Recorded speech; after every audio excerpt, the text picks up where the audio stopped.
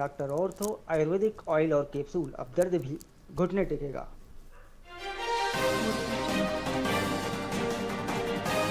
छत्तीसगढ़ में नए साल पर मंदिरों में उमड़ी श्रद्धालुओं की भीड़। रायपुर के राम मंदिर, मां बमलेश्वरी और महामाया मंदिर में सुबह से तांता व्यवस्था के लिए प्रशासन अलर्ट।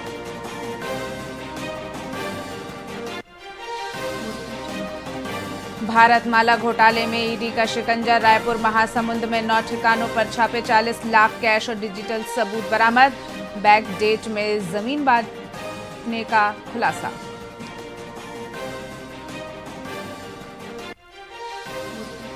बिलासपुर नगर निगम के आरआई निलंबित, 14 लाख के टैक्स घोटाले में कार्रवाई। जोन 2 के राजस्व निरीक्षक पर गिरी गाज। निगम कमिश्नर ने बकाया वसूली के दिए निर्देश।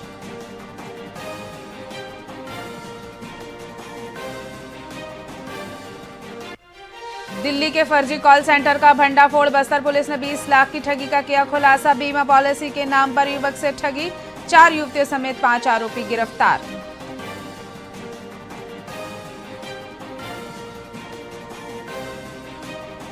और छत्तीसगढ़ में शीतलहर का असर जारी। सरगुजा दुर्ग संभाग में ठंड। रायपुर में धुंध का अलर्ट। मैनपाट में ओस की बूंदें जमकर हुई बर्फ। बच्चों में हाइपोथर्मिया का खतरा। अस्पतालों में बढ़े मरीज।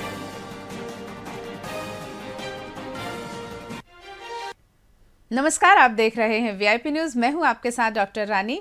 आप सभी दर्शकों को वीआईपी न्यूज परिवार की ओर से नव वर्ष की हार्दिक शुभकामनाएं। और आइए अब रुक करते हैं खबरों की ओर। गौरेला, पेड्रा, मरवाही जिले के मलनिया डैम में नए वर्ष 2026 के पहले दिन बोटिंग सुविधा का शुभारंभ किया गया। कलेक्टर लीना कमलेश मंडावी ने पूजा अर्चना के बाद फीता काटकर नौकायान सेवा शुरू की और अधिकारियों के साथ बोटिंग का अवलोकन भी किया। पर्यटक अब डैम की प्राकृतिक सुंदरता का आनंद नौकायान के माध्यम से ले सकेंगे।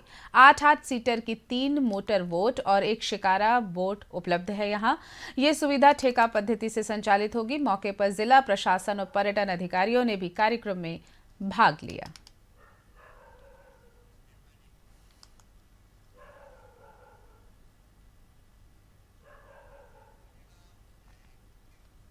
मनेंद्रगढ़ में नववर्ष 2026 के अवसर पर बहरूपिया प्रतियोगिता का आयोजन किया गया। प्रतियोगिता में कलाकार ऐतिहासिक, सामाजिक, पौराणिक और लोक पात्रों का रूप धारण कर प्रस्तुति देते हैं। ये कार्यक्रम शहर की गलियों और चौक चौराहों में आयोजित हुआ, जिससे आमजन सीधे कला का आनंद ले सके। निर्णायक मंडल ने वेशभूषा, अभिनय और मौलिकता के आधार पर अंक दिए। एकल वर्ग का प्रथम विजेता नरसिंह अवतार, ग्रुप वर्ग का प्रथम विजेता काबिले को क्रमशः प्लेटिना और पल्सर बाइक सहित पुरस्कार प्रदान किए गए। कार्यक्रम ने लोक कला, संस्कृति और सामाजिक एकता का संदेश फैलाया।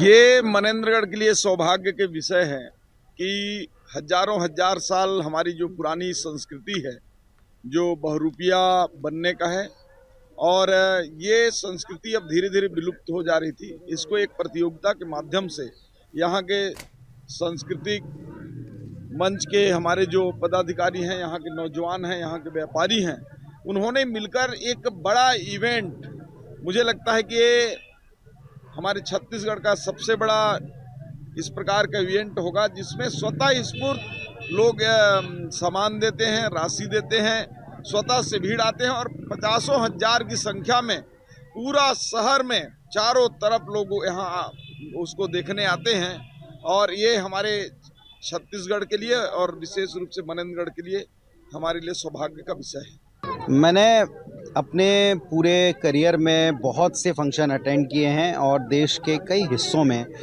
कई सारे कार्निवल का भी मैं हिस्सा रहा हूँ, प्रत्यक्षदर्शी रहा हूँ।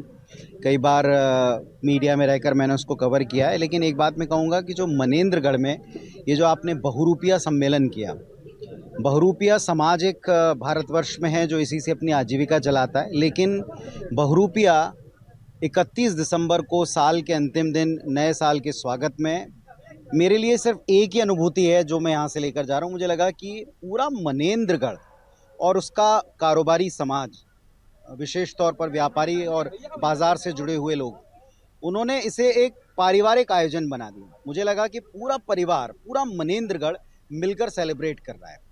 लगभग 3 दशकों से मनेंद्रगढ़ शहर में व्यापारियों के सहयोग से एक अनूठा महोत्सव, और मुझे लगता है कि इसकी मिसाल पूरे देश में कहीं नहीं मिलती। जब 31 दिसंबर को हम लोग साल के अंतिम दिन को विदाई देते हैं। खबर महासमुंद से है। अतिरिक्त जिला एवं सत्र न्यायालय सरायपाली ने मादक पदार्थ तस्करी और हत्या के गंभीर मामलों में सख्ती दिखाई है। विशेष न्यायाधीश वंदना दीपक देवांगन ने सिंघौड़ा थाना में दर्ज एनडीपीएस प्रकरण में 6 आरोपी मान सिंह राजपूत, मुकेश मालवी, मोहनलाल नटबर कावल, बिरलाल और प्रेम सिंह को दोषी करार देते हुए 12-12 वर्ष कैद और प्रत्येक को 1.5 लाख रुपए का अर्थदंड सुनाया है। हत्या के अन्य प्रकरण में ग्राम पैकिन के दयासागर भोई को कुल्हाड़ी वार से भाई की हत्या का दोषी मानते हुए आजीवन कारावास की सजा दी गई।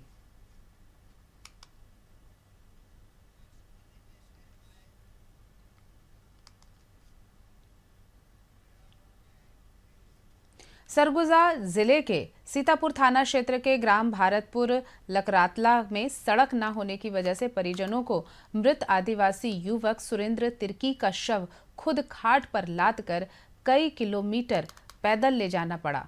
मृतक तालाब में डूबने से मृत हो गया था और शव 31 दिसंबर को बरामद हुआ। परिजन मजबूरी में शव को पोस्टमार्टम के लिए मुख्य मार्ग तक ले गए। विधायक ने कहा कि सड़क निर्माण भूमि पूजन हो चुका है और जनवरी में कार्य शुरू होगा। ये घटना बुनियादी सुविधाओं की कमी और दूरस्थ इलाकों में विकास की धीमी रफ्तार पर सवाल खड़ा करती है। ये भारतपुर ग्राम पंचायत का एक लकड़ालता बसाहट है। वहाँ मैं स्वयं 2 बार जनसंपर्क के लिए गया हूँ और गांव वालों को हमने आश्वासन भी दिया है कि 8 से 9 महीना में वहाँ की सड़क का काम जो है ना वो चालू हो जाएगा। भूमि पूजन भी हम लोगों ने किया है। बारिश के कारण से ये रोका हुआ था। अभी जनवरी में ये काम शुरू होंगे और उनके लिए एक सुगम रास्ता भी मिलेगा। ये दुखद घटना है और ऐसी घटनाओं और ऐसी परिस्थितियों की बसाहटों को हम माननीय मुस्लिम शाह जी के नेतृत्व में बहुत स्पीड से समाप्त करने के लिए प्रयास कर रहे हैं। और पिछले इस 2 सालों में बहुत सारे ऐसे बसाहटें थी जहाँ पे ऐसी समस्याएं देखने को मिलती थी, उसको समाप्त किया गया है और मुझे पूरा उम्मीद है कि जल्द सीतापुर ऐसे समस्याओं से मुक्त होगा। ये अंबिकापुर के सरगवा गांव में 28 दिसंबर को पारंपरिक पूजा के दौरान बलि दिए गए बकरों में से 1 महीने पहले कुत्ते के काटे जाने वाला बकरा भी शामिल था। मांस को लगभग 400 ग्रामीणों ने प्रसाद के रूप में वितरित किया। घटना के बाद गांव में हड़कंप मच गया। स्वास्थ्य विभाग ने तुरंत जांच शिविर लगाया है। डॉक्टर शैलेंद्र गुप्ता ने बताया कि बकरा पूरी तरह स्वस्थ था और रेबीज का कोई खतरा नहीं था। विभाग ने मांस खाने वाले सभी लोगों की जांच और परामर्श सुनिश्चित की है।